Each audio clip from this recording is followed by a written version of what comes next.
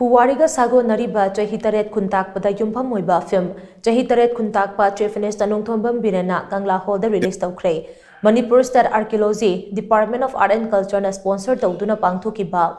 Puthokiba film ado ngasi Puwari ga shagonnariba Kangla gi Kangla Hall da Chief Minister Nongthombam Biren na luchingduna lengaki maruiba Minister Singh MLA Singh Rajya Sabha gi member Ningthau Jawbalai Semba amade lengaki makok thongba official kaya yauna release tawkibani. Film release tawbagi thawram aduga mari lainana Chief Minister Nongthombam Biren hai ngasi lairiba Manipur asi asumna hektamak lairakiba nate ipai pusingi ikhengna semkiba Manipur ni makoi ki kathokpa mareibak maramdam ningbagi itil haurakliba naha singda khanghanba mathau tai wakalon asida yumpham oiraga lengak asina ipai pusingi kubam sing semgatpa yauna thabak thawram sing paikhatle masigi manungda Kanglagi nongchup thangba sanathongda lairiba Narsing Maharaj ki mitam hena chauna ningthina semduna thamba ngamlei Kanchipur gi Maharaj Gambir Singh gi yatafam oiriba mafam asi hena mapung phahanaba wakhalonda nauna Narsing Maharaj amade Hirachandra gi mitam ani haplei masigi mathakta Moreda Narsing Maharaj ki mitam khinba ngamlei amaromda Maharaj Gambir Singh gi mingda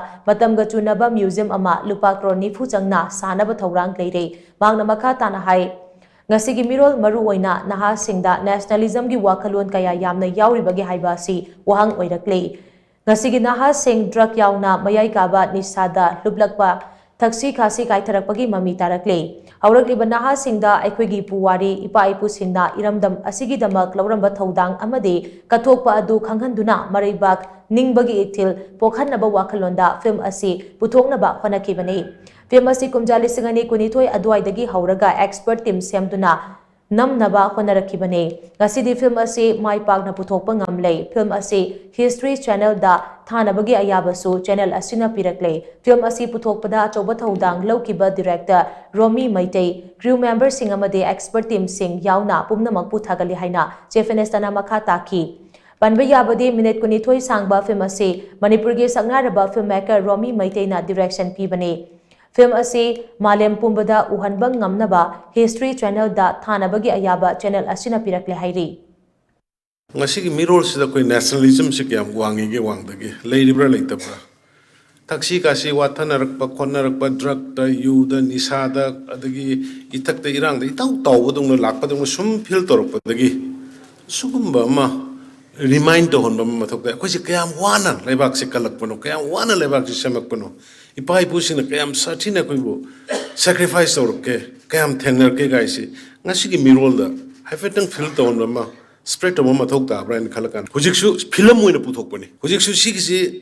ai yam thagale history channel da ma se khoina phongbiu masi amga tawba yagadraina akhoi gi department gi adagi leiba mayam si taknar pa kanda hujikti yam nungai ba pauna sigi film simak athuba matamda history channel da utpirage ko yare na mo yawa pir khare aduga sigi mathangda aina khalli si huje ko khalli magi film se sengna ma puthok eng khalli sigi film se ko hall da kai da kapya sidi hall da kai da kapya de history channel du yeng doi ni hena nungai jabadana tan hena sakthok sabadi thamoida masigi khogi haurokpham masigi punamaki brain child si Manipur si akhoi tungda lakadabu Manipur amasung hojik oire Manipur gi phibam sida akhoi gi Kunai magi chap chaba mating se akhoi gi balamdam chigi naha singda na hongna na masi amna khanghan ba ma thok tare natra matam chamna thin gi ba tare habisi khwaidigi mi paijaba Manipur gi honorable chief minister na masigi wakhalon se laaga no masi degi ne sahi khoi gi ani gi mamang 2022 da Romi Chahi Taret Khuntakpa gi film mama nammaga akhoi gi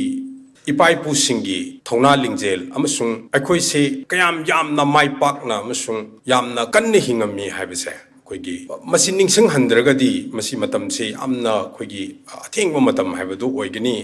haibsi nong masigi wari si libir ko matamda isada yamna anoba ithel thongna ama phauki numit adudegi